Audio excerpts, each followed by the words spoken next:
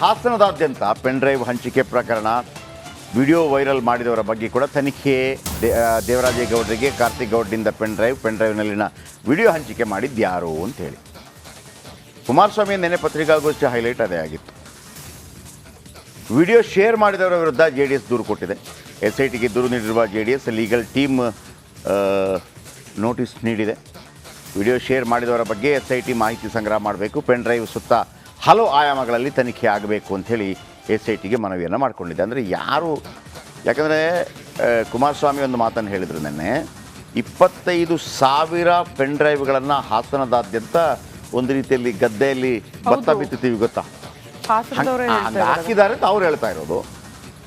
ಈಗ ವಿಶೇಷ ಏನಪ್ಪ ಅಂದರೆ ಈತ ಇದ್ದಾನಲ್ಲ, ಈತ ಕಾರ್ತಿಕ್ ಗೌಡ ಅಂತ ನಾನು ಮೊನ್ನೆಯಿಂದ ಹೇಳ್ತಾ ಇದ್ದೀನಿ, ನಿಮ್ಗೆ ಗೊತ್ತಿದೆ. ಈತ ಇಂಡಿಯಾದಲ್ಲಿಲ್ಲ, ಈತೆಲ್ಲ ಮಲೇಷ್ಯಾದಲ್ಲಿದ್ದಾನೆ ಅಂತೇಳಿ ಕುಮಾರಸ್ವಾಮಿ ಅವರು ಹೇಳ್ತಾ ಇರೋದು. ಈತ ಪ್ರಜ್ವಲ್ ರೇವಣ್ಣ ಅವರ ಕಾರ್ ಡ್ರೈವರ್. ನೋಡಿ ಮತ್ತೊಮ್ಮೆ ಹೇಳ್ತೀನಿ, ಕುಮಾರಸ್ವಾಮಿ ನಿನ್ನೆ ಪ್ರೆಸ್ ಮೀಟ್ ಮಾಡಿದ್ದು ಯಾಕೆ ಅಂತಂದರೆ, ಈ ರಿಲೀಸ್ ಮಾಡಿದ್ಯಾರು, ಜನಗಳಿಗೆ ರಿಲೀಸ್ ಮಾಡಿದ್ಯಾರು, ಇಲ್ಲಿ 2 ಆಯಾಮ ಬರುತ್ತೆ. ಒಂದು ತನಿಖೆ ಹಾದಿ ತಪ್ಪಿಸುವಂಥ ಪ್ರಯತ್ನಗಳು ಆಗಿರುತ್ತೆ ಇದೊಂದು. ಇಲ್ಲಿ ಹೇಗೆ ಅಂತಂದರೆ, ಆ ಶೋಷಣೆಗೆ ಒಳಗಾಗಿದ್ದ ಹೆಣ್ಮಕ್ಳು, ಈಗ ಕೆಲವರು ನಿನ್ನೆ ಒಂದು ಮಾತು ಬಂತು, ಯಾರಾದರೂ ಬಂದು ದೂರು ಕೊಟ್ರೇನ್ರಿ ಅಂತ ಅಂದ್ಬಿಟ್ಟು, ಅರೆ ದೂರು ಕೊಡ್ಲಿಕ್ಕೆ ಆಕೆಗೆ ಭಯ ಇರ್ಬೋದು, ಆಮೇಲೆ ಅದುವೇ ಸತ್ಯ ಅಂತ ಆಕೆ ಅಂದ್ಕೊಂಡಿರ್ಬೋದು. ನಾನು ನನ್ನ ಇದಕ್ಕೆ ಈ ಥರ ಹೆಲ್ಪ್ ಬೇಕು ಅಂತಂದರೆ ನಾನು ಈ ಥರ ಮಾಡಬೇಕೇನೋ ಅಂತ ಇದ್ದಿರ್ಬೋದು. ಅದು ಕಾಂಪ್ರಮೈಸ್ಗೂ ಅವಕಾಶ ಇಲ್ಲ ಕಾನೂನಲ್ಲಿ. ನಾನು ಅದೇ ಮೊದಲು ಹೇಳಿದೆ, ಮೊದಲು ಜೀತ ಪದ್ಧತಿ ಅಂತಿತ್ತು ನಮ್ಮ ಭಾರತ ದೇಶದಲ್ಲಿ, ಹಲವಾರು ಕಡೆ ಇತ್ತು ಜೀತ ಪದ್ಧತಿ, ದೇಶ ವಿದೇಶಗಳಲ್ಲಿತ್ತು. ಜೀತ ಪದ್ಧತಿ ಅಂತಂದ್ರೇನು, ನೀನು ನಿನ್ನ ಹೆಂಡತಿ ನಿನ್ನ ಮಕ್ಕಳು ಎಲ್ಲ ಮನೆ ಯಾವುದೋ ಇದ್ದು ಬಿಡೋದು, ಅವ್ರಿಗೆ ಅನ್ನ ನೀರು ಎಲ್ಲ ನಾವೇ ಕೊಡೋದು, ಆಮೇಲೆ ಸಂಬಳ ಗಿಂಬಳ ನಾವು ಕೊಟ್ಟಾಗ ತಗೊಳ್ಳೋದು, ಆಮೇಲೆ ಬಟ್ಟೆ ಗಿಟ್ಟೆ ನಾವು ಕೊಟ್ಟಾಗ ತಗೊಳ್ಳೋದು. ಆಗ ನಾವು ಹೇಳ್ಬೋದು, ಏನ್ರಿ ನಿಮ್ಗೇನ್ರಿ ಸಮಸ್ಯೆ, ಅವ್ರು ಆರಾಮಾಗಿದ್ದಾರೆ, ವಾರ ತಿಂಗಳಿಗೊಮ್ಮೆ ನಾವು ಚಿಕನ್ ಮಟನ್ ಮಾಡಿ ಹಾಕ್ತೀವಿ, ಉಳಿದದನ್ನು ಕೊಡ್ತೀವಿ, ಎಂಜುಲನ್ನು ತಿನ್ಕೊಂಡಿರ್ತಾರೆ, ಅವ್ರು ಆರಾಮಿದ್ದಾರಲ್ಲ, ನಿಮ್ದೇನು ಸಮಸ್ಯೆ? ಹಂಗಾಗಲ್ಲ. ಅವ್ರು ಆರಾಮಿರಲಿ, ಅದು ಕಾನೂನು ಬಾಹಿರ, ಅದು ಶೋಷಣೆ. ಅವರಿಗೆ ಇಷ್ಟೇ ಗಂಟೆ ಕೆಲಸ ಮಾಡಬೇಕು, ಅವರು ನೀವು 16 ಗಂಟೆ ಕೆಲಸ ಮಾಡೋಂಗಿಲ್ಲ. ಆಮೇಲೆ ಅವರಿಗೆ ಒಳ್ಳೆ ಆಹಾರ ಕೊಡಬೇಕು, ಜೈಲಲ್ಲೂ ಕೊಡಬೇಕು. ಭಗತ್ ಸಿಂಗ್ ಸಮೇತ ಏನು ಉಪವಾಸ ಸತ್ಯಾಗ್ರಹ ಮಾಡಿದರು, ಹುಳ ಬಿದ್ದ ಆಹಾರ ಕೊಡ್ತಾರೆ ಅನ್ನೋ ಕಾರಣಕ್ಕಾಗಿ. ಅವ್ರಿಗೆ ಸಿಗಬೇಕಾದ ಹಕ್ಕು ಸಿಗಬೇಕು. ಹಾಗಿದ್ರೆ ನೀವು ಅದನ್ನು ಹೇಳ್ಬೋದಲ್ಲ. ಅವ್ರು ಬಂದು ನಿಮ್ಮ ಹತ್ರ ಕಂಪ್ಲೇಂಟ್ ಕೊಟ್ರಾ, ನಮಗೆ ಇಲ್ಲಿ ಜೀತ ಪದ್ಧತಿ, ಯಾರು ಕಂಪ್ಲೇಂಟ್ ಕೊಡ್ತಾ ಇರಲಿಲ್ಲ, ಜೀತ ಪದ್ಧತಿ ರಾಂಗ್ ಅಂತ ಆಯ್ತಲ್ಲ. ಹಾಗೇನೆ ಇಲ್ಲಿ ಹೆಣ್ಮಕ್ಳು ಒಂದು ಕಂಪ್ಲೇಂಟ್ ಕೊಡಬೇಕು ಅಂತೇನಿಲ್ಲ. ಹೆಣ್ಮಕ್ಳನ್ನು ಯಾವ ಏನು ಆಸೆ ತೋರಿಸಿ ಬಳಸಿಕೊಳ್ಳಲಾಯಿತು, ಬೇರೆ ಕಾರಣಗಳಿದೆಯಂತೆ. ಅಲ್ಲಿ ನಿಮಗೇನಾದರೂ ಇದರ ಟೆಂಡರ್ ಕೊಡಿಸ್ಬೇಕು ಅಂತಂದ್ರೆ ಹಿಂಗೆ ಮಾಡಬೇಕು, ಅಥವಾ ನಿಮಗೆ ಪ್ರಮೋಷನ್ ಆಗಬೇಕು ಅಂತಂದ್ರೆ ಹಿಂಗೆ ಮಾಡಬೇಕು, ಮತ್ತೊಂದು ಮಾಡಬೇಕು ಅಂತಂದ್ರೆ ಹಿಂಗೆ ಮಾಡಬೇಕು. ಕೇವಲ ದುಡ್ಡಿನ ಆಸೆ ಅಂತಲ್ಲ. ಸೊ ಹಾಗಿರುವಾಗ ಅದೆಲ್ಲ ಶೋಷಣೆ ಅಲ್ವಾ. ಅದು ಒಂದು ಕೇಸ್ ಆಗಬೇಕಾಗಿರೋದು ಭಾಳ ಪ್ರಮುಖವಾಗಿ ಕತ್ತೀಚಿಕ್ಕಿ ತನಿಖೆ ಮಾಡಬೇಕಾಗಿರೋದು ಅದನ್ನು, ಆ ಹೆಣ್ಣುಮಕ್ಕಳನ್ನು ಶೋಷಣೆ ಮಾಡಿದ್ಯಾರು ಮತ್ತು ಅದನ್ನು ವಿಡಿಯೋ ಮಾಡ್ಕೊಂಡಿದ್ದಂಥ ಧೂರ್ತ ಯಾರು ಅಂತೇಳಿ ನಂಬರ್ 1. ಆದರೆ ಇವರು ಈಗ ಮಾನ ಮರ್ಯಾದೆ ಹೋಗುತ್ತೆ ಅನ್ನೋ ಕಾರಣಕ್ಕಾಗಿ ಅದನ್ನು ರಿಲೀಸ್ ಮಾಡಿದ್ಯಾರು ಆ ಶೋಷಣೆಗೆ ಒಳಗಾಗಿಸಿ ಆ ರೀತಿ ವಿಡಿಯೋ ಮಾಡಿದ್ದು ಸರಿನಾ ಅಥವಾ ರಿಲೀಸ್ ಮಾಡಿದ್ದು ಸರಿನಾ ಅಂದಾಗ, ರಿಲೀಸ್ ಮಾಡಿದ್ದು ಸೆಕೆಂಡ್ಗೆ ಬರುತ್ತೆ ಅಥವಾ ಥರ್ಡ್ಗೆ ಬರುತ್ತೆ. ಮೊದಲು ಅವನು ಯಾರು ಅಂತ, ಆಮೇಲೆ ಅಯ್ಯೋ ನೀವು ಊರೆಲ್ಲ ಹಂಚಿಬಿಟ್ರಿ, ಆ ಮುಖವನ್ನೆಲ್ಲ ಬ್ಲರ್ ಮಾಡಬೇಕಾಗಿತ್ತು. ಆ ವಿಡಿಯೋ ರೆಕಾರ್ಡ್ ಮಾಡಿದ ಹೇತ್ಲಾಂಡಿಗೆ ನಾನು ವಿಡಿಯೋ ರೆಕಾರ್ಡ್ ಮಾಡಿ ಹಿಂಗೆ ಇಟ್ಕೋಬಾರ್ದಾಗಿತ್ತು, ಇದೊಂದು ಖಾಸಗಿ ವಿಚಾರ, ಒಂದು ವೇಳೆ ನಾಳೆ ಎಲ್ಲಾದರೂ ಲೀಕ್ ಆದರೆ ಆ ಹೆಣ್ಮಕ್ಳ ಮರ್ಯಾದೆ ಹೋಗುತ್ತೆ, ಈಗಲೇ ಬ್ಲರ್ ಮಾಡಿಡೋಣ ಅಂತೇಳಿ ಆ ಹೇತ್ಲಾಂಡಿಗೆ ಗೊತ್ತಿರಲಿಲ್ವಾ? ಆ ಹೇತ್ಲಾಂಡಿ ಮಾಡಿದ್ದೆಲ್ಲ ಸರಿನಾ? ಅವನ ಮುಖ ತೋರಿಸಿದೆ, ಉಳಿದವ್ರದೆಲ್ಲ ಮುಖ ತೋರಿಸಿದ್ದಾನೆ, ಆತನಿಗೆ ಹೊಡಿಬೇಡವಾ ಹಿಡಿದು? ಈಗ ನೀವು ಯಾರು ರಿಲೀಸ್ ಮಾಡಿದ್ರು ಅವ್ರನ್ನ ಹಿಡೀರಿ, ಅವರ ಮರ್ಯಾದೆ ಹೋಯ್ತು. ಮರ್ಯಾದೆ ಹೋಗೋದಕ್ಕೆ ಕಾರಣ ಯಾರು? ಮೂಲ ಕಾರಣ ರೆಕಾರ್ಡ್ ಮಾಡಿದವನು ತಾನೆ, ಅವನ ಹೆಡೆಮರಿ ಕಟ್ಟಬೇಕು ತಾನೆ. ನೀವು ನೋಡಿ, ಅಲ್ಲಿ ಆ ಕೇಸ್ ಇದೆಯಲ್ಲ, ಆ ಕೇಸಲ್ಲಿ ತಪ್ಪು ಮಾಡಿದವರಿಗೆ ಶಿಕ್ಷೆ ಆಗಬೇಕು, ಶೋಷಣೆ ಮಾಡಿದವರಿಗೆ ಶಿಕ್ಷೆ ಆಗಬೇಕು, ಅದು SIT ಮಾಡುತ್ತೆ. ಇವರು ಭಯಪಡ್ತಾ ಇರೋದೇನು ಅಂತಂದ್ರೆ, ಅಯ್ಯಯ್ಯೋ ಈ ಕಾರಣದಿಂದಾಗಿ ನಮ್ಮ ಪಕ್ಷಕ್ಕೆ ಡ್ಯಾಮೇಜ್ ಆಯ್ತಲ್ಲ, ಮತ್ತೊಂದು ಆಯ್ತಲ್ಲ, ಮಗದೊಂದು ಆಯ್ತಲ್ಲ ಅಂತೇಳಿ. ನಿಮ್ಮ ಕರ್ಮ ಅದು, ನಿಮ್ಮ ಕರ್ಮ. ಸಸ್ಪೆಂಡ್ ಮಾಡುವಂಥ ಹೊತ್ತಿಗೆ ಈಗಲೇ ಹೇಳ್ಬಿಡಿ ನೀವು, ಒಂದು ವೇಳೆ ಗೆದ್ದರೂ ಕೂಡ ಅವ್ರ ಹತ್ರ ರಾಜೀನಾಮೆ ಕೊಡಿಸ್ತೀನಿ. ಬಹಿರಂಗವಾಗಿ ಹೇಳೋ ಧೈರ್ಯ ಯಾರಿಗೂ ಇಲ್ಲ. BJP ಬೇಕಿದ್ರೆ ಹೇಳಿ ಅದನ್ನು. ಇಲ್ಲ, ನಾವು ಅವ್ರ ಜೊತೆ ಇದೆ, ಪ್ರಧಾನಮಂತ್ರಿ ಭಾಳ ಜೋರಾಗಿ ಹೇಳಿದರು, ಹೋಮ್ ಮಿನಿಸ್ಟರ್ ಹೇಳಿದರು, ಹೇಳ್ರಿ ನಾವು ಕಡ್ದುಕೊಂಡು ಬಿಡ್ತೀವಿ ಅವ್ರ ಹತ್ರ ಅಂತ. ಏನು ಮೈತ್ರಿ ಹೇಳೋಕ್ಕಾಗತ್ತಾ? ಧೈರ್ಯ ಇದೆಯಾ? ಇಲ್ಲ. ಅದು ರಾಜಕೀಯ ಲಾಭಗಳಲ್ವಾ. ಇಲ್ಲಿ ಇಷ್ಟೇ ಸರ್, ನೀವು BJPಯೋ JDS ಕಾಂಗ್ರೆಸ್ಸೋ ಮಣ್ಣಂಗಟ್ಟಿನ ಬೇರೆ. ಅಲ್ಲಿ ಹೆಣ್ಮಕ್ಳಿದಾರಲ್ಲ, ಹೆಣ್ಣುಮಕ್ಕಳು ಒಪ್ಪಿ ಬಂದರೋ ಒಪ್ಪದೇ ಬಂದರೋ ಬೇರೆ ವಿಚಾರ. ಅವರನ್ನು ಶೋಷಣೆಗೊಳಪಡಿಸಿ ಅವರನ್ನು ಹೆದರಿಸಿ ಬೆದರಿಸಿ ಮಾಡಿದ್ದಿದ್ರೆ ಅವ್ರು ಬಂದು ಹೇಳೋಕ್ಕಾಗಲ್ಲ ಸರ್, ಹೇಳೋಕ್ಕಾಗಲ್ಲ. ಮಾಡಿದಂಥ ಕಿರಾತಕನಿಗೆ ತಕ್ಕ ಶಿಕ್ಷೆ ಆಗಬೇಕು. ಬನ್ನಿ, ಇದರ ಬಗ್ಗೆ ಇನ್ನಷ್ಟು ಹೆಚ್ಚಿನ ಮಾಹಿತಿಯನ್ನು ಕೊಡ್ತಾರೆ ನಾಗರಾಜ್.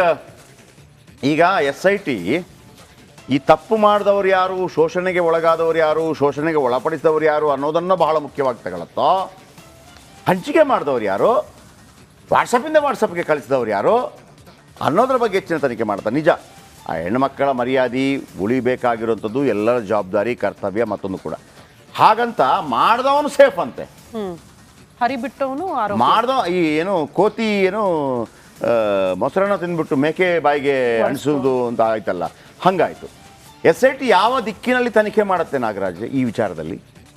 ಯಾವುದು ಮೇನ್ ಪ್ರಯಾರಿಟಿ ಅದಕ್ಕೆ ಅಂತ?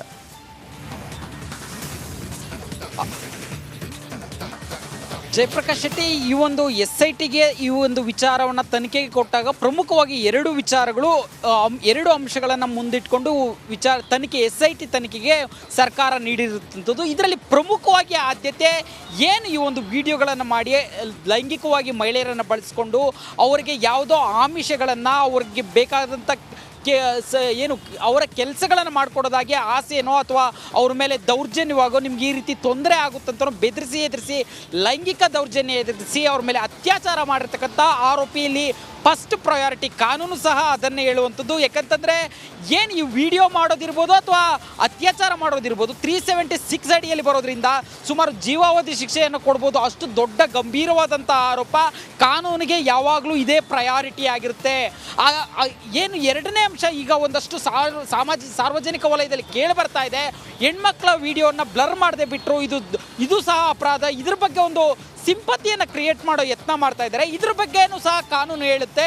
IPC ಸೆಕ್ಷನ್ 293 ಜೊತೆಗೆ ಇನ್ಫಾರ್ಮೇಷನ್ ಟೆಕ್ನಾಲಜಿ ಆಕ್ಟ್ 67 ಹೇಳುತ್ತೆ. ಈ ಒಂದು ನಾನ್ ಬೇಲಬಲ್ ಅಫೆನ್ಸ್ ಕೇವಲ 5 ವರ್ಷದ ಶಿಕ್ಷೆಯನ್ನು ಹೊಂದಿರತಕ್ಕಂಥ ಆರೋಪಗಳು ಇಲ್ಲಿ ಎರಡೂ ಪ್ರಯಾರಿಟಿ.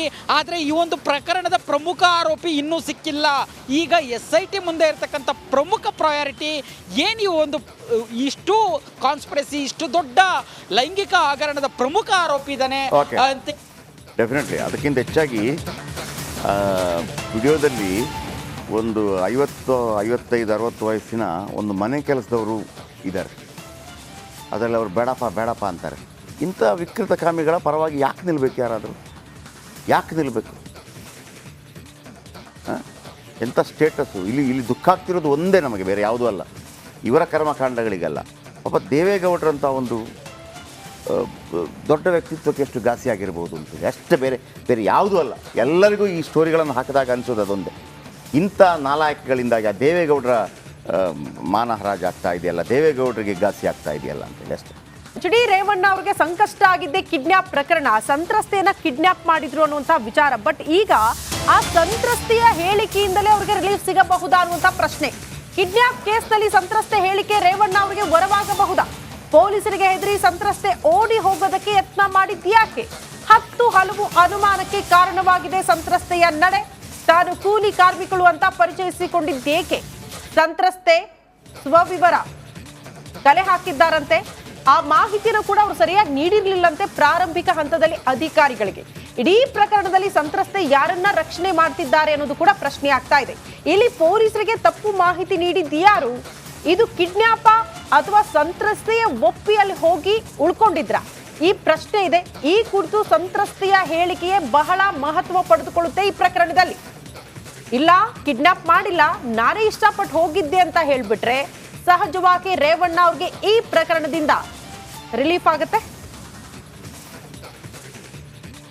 ಸರ್ದು ನಾವು ಬಂದು ಒಂದೂವರೆ ವರ್ಷ ಆಗಿದೆ. 1.5 ವರ್ಷದಿಂದ ಇಲ್ಲೇ ಇದ್ದೀವಿ. ಅಂದರೆ ಅಂಥವ್ರು ಯಾರು ಇಲ್ಲಿ ನಮಗೆ ಕಂಡಿಲ್ಲ. ನಾವು ಅಂದರೆ ಈಗ ನಾವು ಸಾವುಕಾರು ನಮ್ಗೆ ಅವ್ರ ರೂಮ್ಗಂತೂ ನಾವು ಹೋಗಲ್ಲ, ಎಂಟ್ರಿ ಇಲ್ಲ. ಆದರೆ ಅವರು ಕೆಲಸ ಹೇಳ್ತಾರೆ, ನಾವು ಮಾಡ್ತಾ ಇರ್ತೀವಿ, ಮನೆಗೆ ಹೋಗ್ತೀವಿ. ಪೊಲೀಸ್ನವರು ಸಾಮಾನ್ಯಗೆ ಅಂದರೆ ರಾತ್ರಿ ಒಂದಿಬ್ಬರು ಇಲ್ಲಿನೇ ಆಲ್ಟಿ ಇಲ್ಲೇ ಇದ್ದರು.